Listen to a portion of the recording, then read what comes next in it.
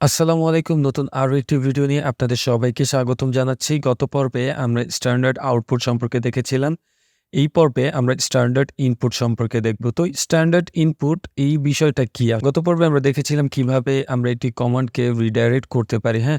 Like আমরা এখানে যদি ডেটটাকে রিডাইরেক্ট করতে চাই আমরা ডেট কমান্ডটি লিখব। লেখার পর আমি ফার্স্ট এখান থেকে সিডি ডেস্কটপ লোকেশনে চলে যাই। এরপর আমরা এখানে ডেট লিখলাম। লেখার পর এখানে আমরা ফাইলের নেমটাও দিয়ে দিলাম date.txt।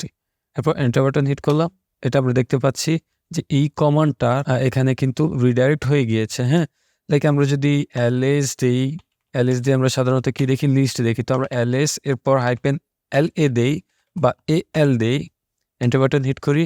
এখানে আমরা টোটাল যেই আমাদের এই ডেস্কটপ ডিরেক্টরিতে টোটাল যেই ফাইল সাইজগুলো আছে বা হিডেন ফাইলগুলো আছে সেগুলো সহ আমরা এখানে দেখতে পাবো, হ্যাঁ? এই ls এর এই ডিটেইলসগুলো নিয়ে আমরা এর আগে কথা বলেছিলাম। যারা এই ভিডিওগুলো দেখেননি তারা অবশ্যই আমাদের প্রিভিয়াস ভিডিওগুলো দেখবেন। তো এখন আমরা চাচ্ছি যে এইখানে যেই ফাইল সাইজ বা এখানে যে ডিটেইলসগুলো আছে সেগুলোকে আমরা রিডাইরেক্ট করব। সেটা রিডাইরেক্ট আউটপুট হবে, হ্যাঁ? তো সেটা আমরা কিভাবে করব? আমরা গত পর্বে দেখিয়েছিলাম যে ls দিয়ে তারপর al দিব। এরপর আমরা এখানে চাচ্ছি যে এই date.txt এই ফাইলে এটা অ্যাপেন্ড হয়ে যাক। তো এখানে আমরা ডাবল গ্রেটার দেন সাইন দিব। এরপর এখানে আমরা date.txt এই ফাইল নেমটি দিয়ে দেবো। এন্টার বাটন হিট করব। এখন আমরা এখানে দেখতে পাচ্ছি যে আমাদের এই ডিটেইলসগুলো এখানে রিডাইরেক্ট হয়ে গিয়েছে। তো এখন কথা হচ্ছে যে আমরা এই ফাইলটা এই কমান্ডের থ্রুতে দেখি। তো get এরপর date.txt। তো ক্যাট কমান্ড কি করে? সিম্পলি আমাদের যে কোনো ফাইলের ভেতর যে কন্টেন্টগুলো আছে সেগুলো আমাদেরকে দেখায়।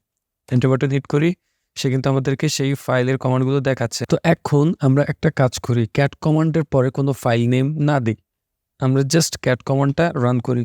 তো আমরা যখন শুধু ক্যাট কমান্ড লিখে এন্টার বাটন হিট করব তখন সে এখানে কি করতেছে? এখানে কিন্তু সে কার্সরটা ব্লিঙ্ক করতেছে। কেন ব্লিঙ্ক করতেছে? কারণ সে কোনো ফাইল এখানে পাচ্ছে না। তো এখন এখানে ক্যাট কমান্ডটা কি কাজ করবে? এখানে তো ব্লিঙ্ক করতেছে, দ্যাট মিনস সে বলতেছে আমাদেরকে কিছু একটা লিখতে।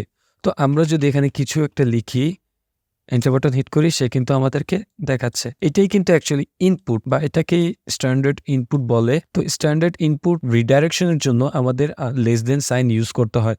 তো যাই হোক, এটা আমরা একটু পরে বলি। প্রথমে আমরা একবার হ্যালো লিখলাম। এটা ছিল আমরা যে হ্যালোটা লিখেছিলাম সেটাই। এরপর সে নেক্সট লাইনে কি করলো? আমরা যে হ্যালোটা লিখেছি সেটাকে কিন্তু সে প্রিন্ট করলো।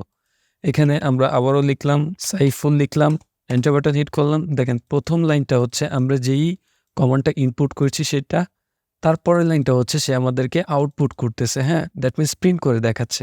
এখন আমরা এখান থেকে বের হয়ে চলে যাই।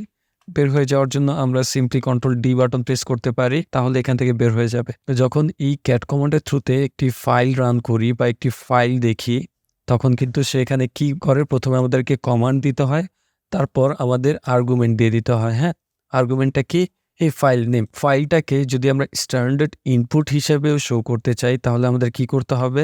একটু আগেই বলেছিলাম যে আমাদের লেস দেন সাইন ইউজ করতে হবে। এরপর আমরা date.txt এই ফাইল নেমটা দিয়ে এন্টার বাটন হিট করি। হিট করার পর দেখ এখনো কিন্তু সে একই কাজ করতেছে। বাট এখানে একটা বিষয় লক্ষণীয় যে আগে কি করতো? সে এই কমান্ডটা ফার্স্টে আমাদের লেখা লাগতো, তারপরে এই কমান্ডে একটা আর্গুমেন্ট দেওয়া লাগতো। বাট এই ক্ষেত্রে কিন্তু সে সেটা করেনি। আমরা এখানে ফাইল নেমটি দিয়ে দিয়েছি এবং এই কমান্ডটিও দিয়ে দিয়েছি এবং এখানে আমরা একটি লেস দেন সাইনও দিয়েছি। এখন সে যেটা বুঝতেছে সেটার ধরনটা কিন্তু টোটালি আলাদা। সে এখন কি করতেছে বলেন তো? এই ফাইলটাকে সে এই সিম্বল দ্বারা সে ফেচ করতেছে বা স্ট্যান্ডার্ড ইনপুট করতেছে। ইনপুট করিয়ে তারপর আমাদেরকে এখানে শো করতেছে। এটা একটা বেসিক উদাহরণ দিলাম আপনাদেরকে। তো এখানে আমরা ইকো দিয়ে তারপর আমরা যদি এখানে ফাইল নেমটা দেই, এন্টার বাটন হিট করি, তাহলে কিন্তু সে আমাদেরকে দেখাচ্ছে না। কেন দেখাচ্ছে না?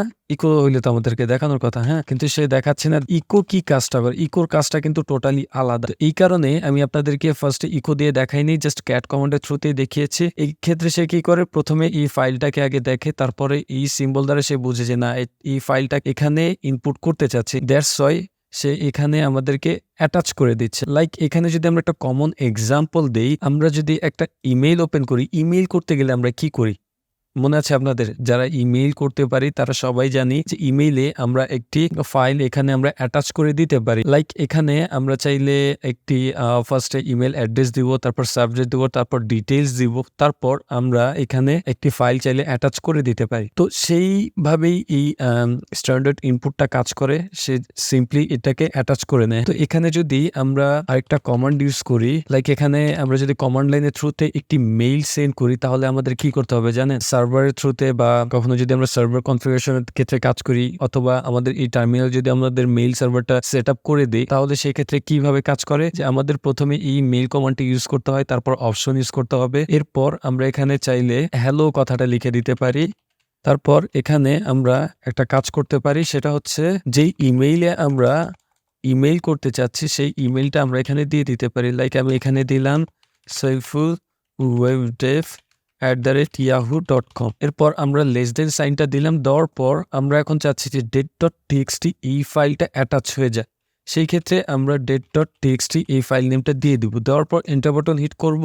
হিট করলে আমাদের এখানে কিছু দেখাবে না, কারণ আমরা এখানে মেল সার্ভারটা সেট আপ করিনি। তো এগুলো আস্তে, আস্তে আমরা আসলে বুঝতে পারবো। এখানে আপনাদেরকে স্ট্যান্ডার্ড ইনপুট সম্পর্কে বোঝানোর জন্য এর চেয়ে ভালো কোনো উদাহরণ আমার কাছে ছিল না। যদি ইন ফিউচারে কোনো ভালো উদাহরণ থাকে আমি অবশ্যই সেটা নিয়ে নতুন একটি ভিডিও করব। স্ট্যান্ডার্ড ইনপুট আমরা যদি সহজ ভাষায় আবারও বলি, স্ট্যান্ডার্ড ইনপুটটা যখন আমরা করতে চাই এই লেস দেন সাইনের থ্রুতে, তখন সে কি করে আগে এই ফাইলটাকে সে অ্যাটাচ করে নেয়। তারপর সে এই টার্মিনালে বা সার্ভারে সে লোড নেয় বা ইনপুট হয়। এটাই ছিল বিষয়। এখন আমরা চাইলে দুইটা কাজ একই সাথে করতে পারি। তো আমরা এখানে একটা কাজ করি, এখানে এন্টার বাটন হিট করি। দেখেন এখানে আমাদের কিছুই দেখাবে না, কারণ সে বলতেছে মেইল নট ফাউন্ড। এখানে আমাদের মেইলটা সেট আপ করতে হবে। হ্যাঁ, তো মেইলটা কিভাবে সেট আপ করবো সেটার ইনস্ট্রাকশনও কিন্তু আমাদেরকে এখানে দিয়ে দিচ্ছে। এটা একটা স্ট্যান্ডার্ড এরর বলা চলে। আমরা চাইলে দুইটা কমান্ড একত্রে ইউজ করতে পারি। লাইক আমরা এখানে ক্যাট কমান্ড দিলাম, এরপর আমরা এখানে চাচ্ছি যে date.txt, এরপর এখানে আমরা স্ট্যান্ডার্ড আউটপুটও করতে পারি। তো আমরা এখানে স্ট্যান্ডার্ড আউটপুট করলাম। আমরা এখানে কালার্স ফাইলে যাই, যাওয়ার পর এখানে আমরা দেখতে পাচ্ছি কোনো কিছুই নেই। তো এখন আমরা এখানে বলে দিচ্ছি যে তুমি ইনপুটও করো, এরপর আউটপুটও করো। তো আউটপুট করবা সেটা অ্যাপেন্ডিং হবে। তো এখন আমরা এখানে কালার্স লিখলাম। তো এখানে সিটা বড় হাতের ছিল, সো আমি এখানে কালার্স লিখলাম, এন্টার বাটন হিট করলাম। দেখেন সে কিন্তু আমাদেরকে কিছুই দেখাচ্ছে না। আমরা কালার্স ফাইলটা ওপেন করি, এখানে আমরা ক্যাট লিখে কালার্স ফাইলটা ওপেন করি। ওপেন করার পর এখানে আমরা দেখতে পাচ্ছি যে সে সেটাকে ফার্স্টে ইনপুট করলো, এরপর রিডাইরেক্টও করে দিল আমাদেরকে। তো এইটাই ছিল আসলে উদাহরণ। এর চেয়ে ভালো উদাহরণ আমি এখনো পাইনি। ইন ফিউচারে আমার মাথায় কোনো আরো সহজ কোনো ওয়ে থাকে সেটা আমি আপনাদেরকে বোঝাবো। অবশ্যই সেটা নিয়ে নতুন কোনো ভিডিও ক্রিয়েট করব। আর স্ট্যান্ডার্ড ইনপুট সম্পর্কে আরো ডিপলি জানার জন্য নেক্সট আমরা পাইপিং সম্পর্কে যখন ভিডিও করব তখনও পাইপিং এর সাথে সাথে আমরা এই স্ট্যান্ডার্ড ইনপুটের একটি ভিডিও আমরা এখানে দিয়ে দিব। আজ এই পর্যন্তই, দেখা হচ্ছে নেক্সট পর্বে। আল্লাহ হাফেজ।